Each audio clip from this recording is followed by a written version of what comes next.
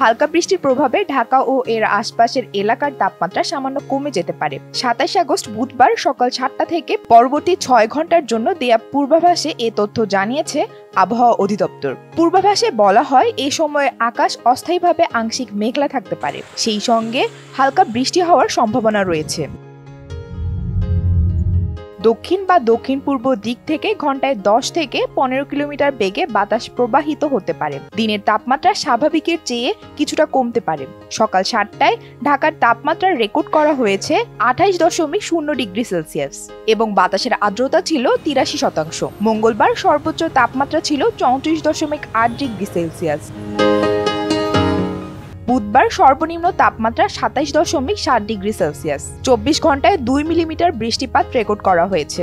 এছাড়া ২৭ আগস্ট বুধবার সূর্যাস্ত ৬টা ২২ মিনিট ও বৃহস্পতিবার সূর্যোদয় ৫টা ৩৯ মিনিট হবে বলেও জানিয়েছে আবহাওয়া অফিস।